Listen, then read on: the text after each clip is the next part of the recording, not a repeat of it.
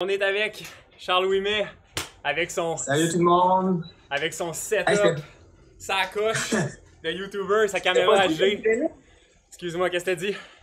C'était pas doux comme training d'aller pour partir en sprint, là. Je suis quand même content de pas avoir fait ça aujourd'hui. Mais c'était un peu pour simuler, tu sais, quand ça devient nerveux à la fin des crits, là, ça l'arrête de pédaler souvent, donc c'était un peu ça l'objectif, de simuler un peu un genre de petit crash ou un petit accrochage, puis après, il faut quand même s'assurer de sprinter. Donc, c'était un peu ça, c'est un peu ça l'objectif. Comment tu vas, Charles? Ça va numéro 1. Toujours à faire du vélo, à faire du contenu. Yes. Pas mal de temps plein, fait que on va en parler aujourd'hui. Ouais, exact. Mais j'aimerais ça justement, dans le fond, on peut transitionner tout de suite là-dessus. Pour ceux qui ne savent pas, là, Charles, en ce moment, il est cycliste professionnel, mais professionnel d'une nouvelle façon, si on veut.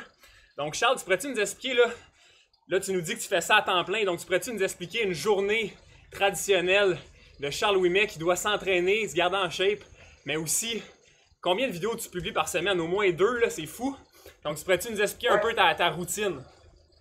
Ouais, en fait, en ce moment, je suis un ratio de 2 vidéos pas mal complet, je peux dire, par semaine. Souvent, il y a un troisième qui est un peu plus un bonus, on peut dire un live stream. Okay. Mais j'essaie vraiment, à chaque semaine, de focuser à sortir 2 vidéos de qualité qui rejoignent mes attentes. Ouais. Une journée traditionnelle, pour vrai, c'est... Souvent, toutes mes vidéos sont scriptées, surtout quand je parle des produits, quand je parle de n'importe quoi. J'aime ça avoir une bonne préparation à l'écriture avant. Fait que je dois passer 1 heure, 2 heures dans un Word à écrire, à refaire mes phrases. C'est sûr que l'anglais, vu que c'est pas ma langue principale, je peux moins y aller freestyle, je peux moins improviser. Fait que le script, c'est super important. Oui, puis en tout cas, moi, de mon point de vue, peut-être que justement, vu que c'est en anglais, ça te permet un peu d'être un peu plus concis. De qu'est-ce que j'aime vraiment de tes reviews ou de la plupart des vidéos, c'est que c'est straight to the point. Puis je pense que peut-être l'anglais, ça te permet un peu moins de t'en aller dans des nuages ou quelque chose comme ça. J'aimerais ça savoir, là, juste d'un point de vue personnel, tu dis que tu écris tes textes. Est-ce que tu lis tes textes ou tu les retiens environ ou tu fais des coupures à chaque fois? Comment tu fonctionnes? C'est une super bonne question. Mon premier, on peut dire 3 mois sur YouTube, 4 mois même. J'écrivais mes textes, j'avais mon téléphone à côté, là je lisais ma phrase, j'essayais de la dire, là je faisais des allers-retours, je m'enfargeais dans mes mots. Puis récemment, je me suis acheté un téléprompter, un peu comme ce que les gens utilisent pour lire les nouvelles à Radio-Canada. Tout le texte se déroule devant mes yeux en fixant la caméra. Ça m'a permis tellement de sauver beaucoup de temps. Je m'enfarge moins dans mes mots. Fait que quand j'arrive au montage, oui, il y a encore des coupures, mais j'ai augmenté ma production de, je sais pas, 50% plus vite, si c'est pas plus, juste à pouvoir lire en lisant, en fixant la caméra. Non, c'est ça. Non, c'est sûr que je me disais, ça n'a pas d'allure, tu sais, à un moment donné, à sortir autant de vidéos, c'est ça qu'il faut que tu fasses. Sinon, comme tu dis, ça permet au moins de garder le contenu plus fixe, plus précis. Donc, cool. Là, maintenant, on va peut-être retourner un peu en arrière. Moi, je trouve que tu as un background qui est super important, super intéressant, désolé. Tu es un peu nouveau dans le monde du vélo. Surtout au Québec, tu prends beaucoup de place, tout le monde te connaisse assez vite, mais peut-être qu'on ne sait pas vraiment Charles Ouimet, il vient de où, puis je trouve ça vraiment intéressant parce que, oui, tu dis, tu sais, t'es cycliste maintenant, tu commences à être vraiment cycliste professionnel parce que tu fais de la bonne argent avec ça, j'imagine, ou quand même un peu d'argent avec ça. Mais je voudrais savoir un peu, t'étais athlète professionnel en skate avant. Fait que tu pourrais-tu nous expliquer un peu ce background-là, comment tu as pu le transitionner pour grandir aussi vite, si on veut? Exact. En fait, j'ai commencé le longboard de descente en 2010. C'est devenu une passion. Puis quand je me lance dans quelque chose, il faut vraiment que j'y aille à fond. Okay. Puis à ce niveau-là, j'avais 17-18 ans, puis pas beaucoup d'argent. Fait qu'il fallait que je contacte des compagnies pour m'avoir de l'équipement. La seule façon que j'avais trouvé, c'était justement d'utiliser l'approche des médias sociaux pour échanger des reviews contre du gear que j'avais pas acheté à ce moment-là. Fait que c'est vraiment tout quelque chose que je faisais déjà il y a très longtemps, que j'ai juste adapté dans le monde du cyclisme. Pour revenir encore dans le passé, cette transition-là m'a permis d'avancer dans le longboard, de pouvoir avoir des commanditaires, créer des relations qui sont mis à pouvoir me payer pour pouvoir voyager, faire du skate, courser en Coupe du Monde pendant quelques années. Puis j'ai eu des super bons résultats, j'ai une super belle carrière, on peut dire, de longboard. Mais il y a quelques années, j'ai dit, bon, c'était temps de tourner la page, je me suis rendu où est-ce que je voulais me rendre. Puis là, j'ai découvert, avant le vélo, le patinage de vitesse. J'ai eu 1 ou 2 années de patinage de vitesse là que j'ai réalisé que c'était pas un sport, c'est un sport qu'il fallait que je commence trop jeune. J'ai lâché ça, j'ai découvert le vélo, puis là, je suis à fond là-dedans. Ok, cool. Là, on a parlé peut-être un peu, le skate, ça t'a amené quoi du point de vue commanditaire, du point de vue contenu, aussi t'as un background en photo, fait que c'est sûr qu'en photo, vidéo, c'est pour ça que t'es capable de mixer ça pour avoir du contenu, parce qu'on doit se rappeler que c'est pas juste le contenu qui est important, mais le contenant aussi. Mais j'aimerais ça peut-être savoir un peu plus comment le skate t'a aidé, peut-être plus d'un point de vue performance dans le vélo. On sait que le skate, justement, en ce moment, je suis en Californie, je descendais un col, il y avait quelqu'un que j'ai passé de justesse en longboard. Puis je pensais à toi justement. Fait que tu pourrais-tu nous expliquer peut-être un peu comment tu as pu, je sais pas, comme transférer ça, ton expérience de course en skate, peut-être d'un point de vue mental, de préparation mentale aussi, de gérer la peur, parce que j'imagine que descendre à 100 km/h sur un skate, c'est pas n'importe quoi. Donc tu pourrais-tu nous expliquer ça un peu? En fait, une fois quand j'ai commencé le cyclisme, les courses, j'avais pas peur du monde à côté de moi, j'avais pas peur de la vitesse, j'avais pas peur de gérer mes distances, parce que c'est tout quelque chose que j'avais travaillé pendant des années en longboard avant. Ouais. Ça a juste été une transition. Tu sais, moi je dis, mon premier Lachine, je l'ai fait sur le Specialized Dolce à ma mère, 2009. Tu sais, ouais. Je suis allé sans peur, j'ai pas dit je vais attendre d'avoir mon gros bike pour faire mon premier Lachine. Je l'ai fait ça, puis ça a pas été long avant que j'étais super à l'aise à terminer mes Lachines. Ouais. Pour en revenir à ce que tu dis par rapport à la peur, ouais. C'est sûr que je suis un adepte de sport de vitesse.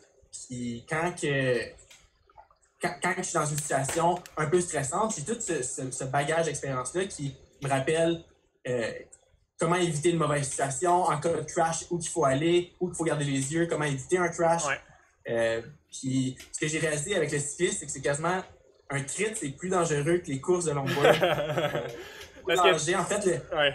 comment je le vois, c'est le risque est plus élevé d'accident, mais le risque de blessure grave est plus bas en vélo. Ouais. En longboard, en course, on était juste 4 à la fois dans une descente, balle de foin à grandeur d'un parcours. C'est différent qu'une clôture de métal dans un crit. Ouais. Non, c'est ça, je pense que ça se compare peut-être un peu aussi.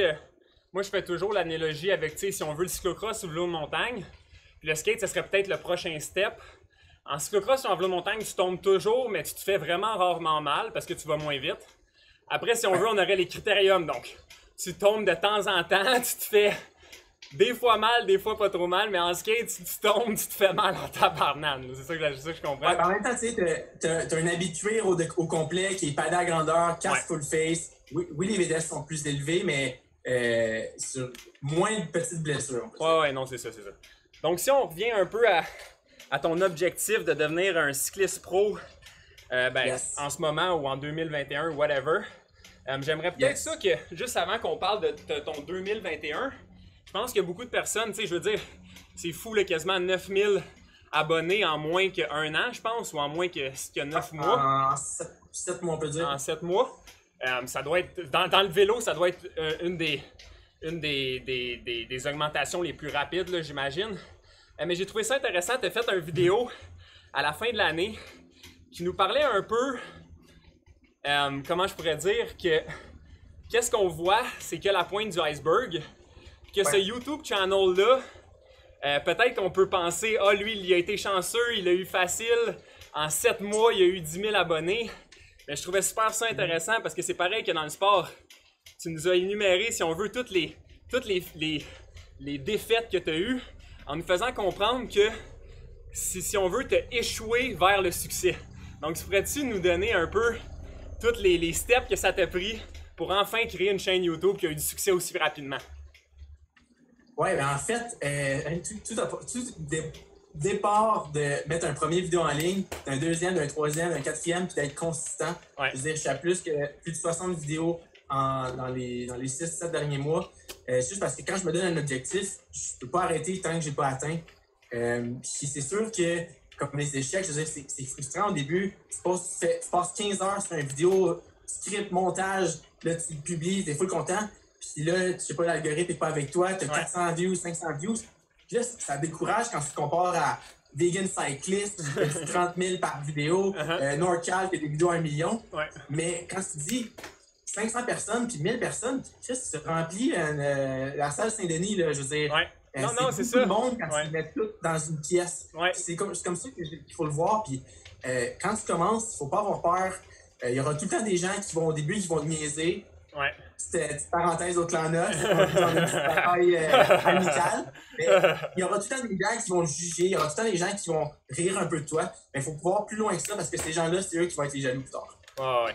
Fait que, admettons que il y a Charles Ouimet qui est sur les Mardis Machines en ce moment, Charles Ouimet numéro 2, qui se creuse la tête un peu, qui veut partir un YouTube channel. Tu lui dirais, qui est à l'école en ce moment, tu lui dirais de faire quoi?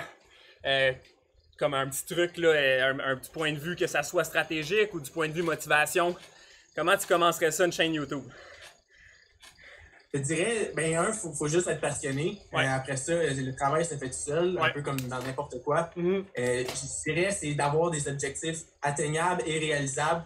C'est juste de dire, OK, pour le prochain 2 mois, ça va être 1 vidéo par semaine, no matter what. Ouais. Faut que tu le sortes. Faut s'inspirer de ce qui se fait déjà. Ça sert à rien de trop partir sur des concepts qui peut-être qui vont pas fonctionner au départ.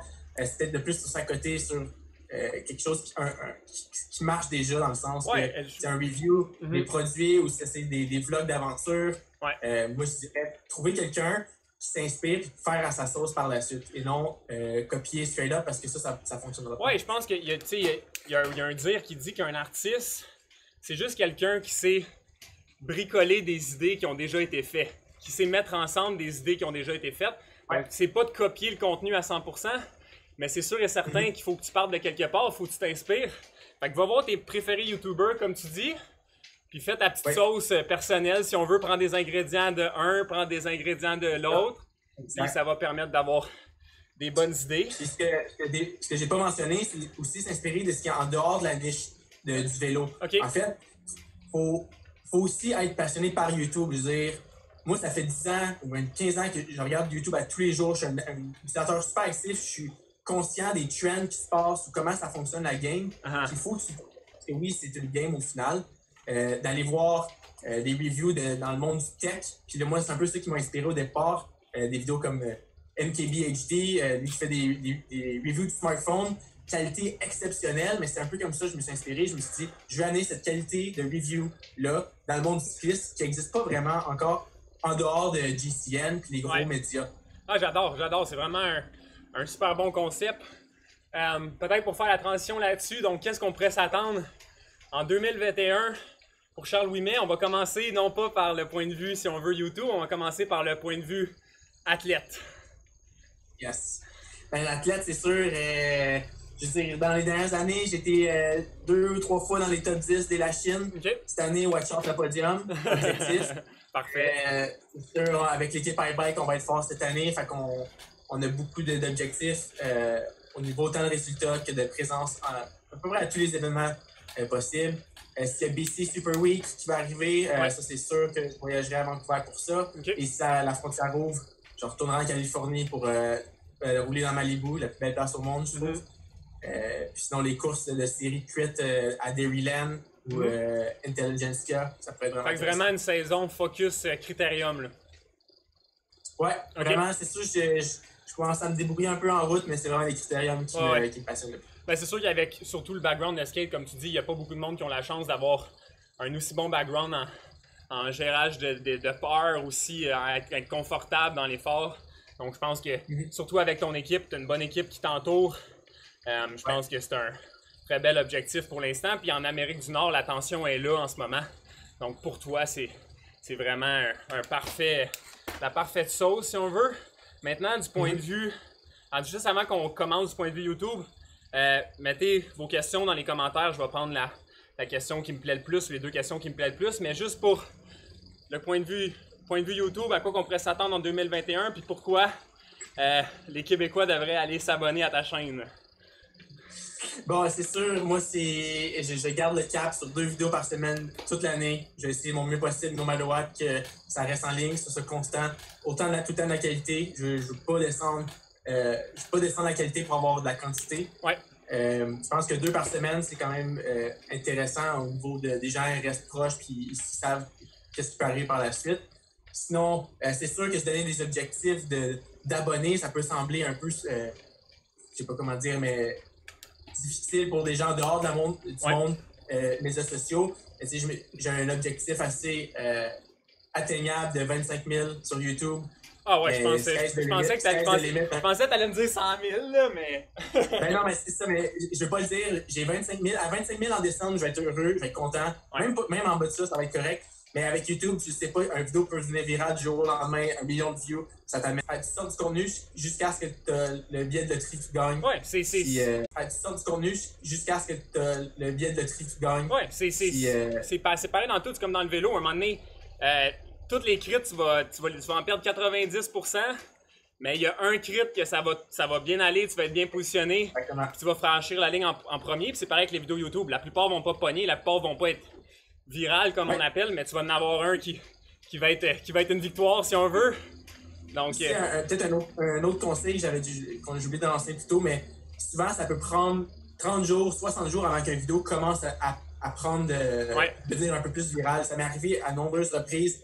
Une vidéo pendant les 30 premiers jours qui s'est rendue à 2000 visionnements. Puis là, out of the blue, 2000, 5000, 10 000, 30 000, 50 000. Fait que c'est vraiment, faut mettre la mission à l'eau. Puis j'adore. L'algorithme va faire son travail avec du bon contenu. On a une question ici justement de Vincent qui nous demande c'est quoi ton ratio en ce moment de job pour YouTube vélo? Tu as un autre bord des contrats professionnels que tu fais avec Don't Brand. Je sais pas si tu veux t'ouvrir sur ça. Oui, absolument. J'aimerais ça savoir ce qu'est le ratio. Puis peut-être, est-ce que tu essaies de transitionner plus vers un que l'autre? C'est sûr. J'avais mentionné justement dans mon vidéo de fin d'année, avec la COVID, étant un travailleur autonome. Pour ça, je suis photographe professionnel. Refined Moment, c'est mon surnom, on peut dire. Okay. Puis avec la COVID, j'ai eu beaucoup de contrats qui ont été annulés dès mars, avril, mai. Ça m'a permis de me pouvoir concentrer sur YouTube. Mais j'ai quand même eu une bonne année finalement. Au final, j'ai eu assez de contrats pour en vivre confortablement. Okay. Puis, mais là, on dirait que j'ai eu la piqûre. Puis oui, je veux continuer à faire de la photo, des contre-photos, mais là maintenant, juste plus les choses qui me passionnent. Fait que du sport commercial, puis du lifestyle, c'est ce que j'aime le plus. Fait que je risque de me focusser là-dedans. Puis YouTube sur le site. OK. Ou en fait, quand au final, je veux pas en mettre un en priorité, c'est vraiment les deux. OK. Ben, trop malade. Donc, je pense qu'on a déjà fait plus que 20 minutes, donc on va arrêter ça bientôt, mais je te demanderais peut-être si tu avais un mot pour les cyclistes québécois, un mot d'encouragement ou whatever, tout qu'est-ce qui te tente, puis aussi leur dire où ils peuvent te trouver sur YouTube, mais aussi sur les médias sociaux. Allez suivre Charles, c'est super intéressant. Il met beaucoup de temps là-dessus, puis vous allez voir, ça vaut la peine de suivre sa carrière. C'est super intéressant. J'aime son approche différente, si on veut, du cycliste professionnel normal. Il apporte vraiment un air, une nouvelle chose au monde du cycliste québécois. Donc, tu pourrais-tu nous dire où on peut te trouver, puis peut-être ton mot de la fin.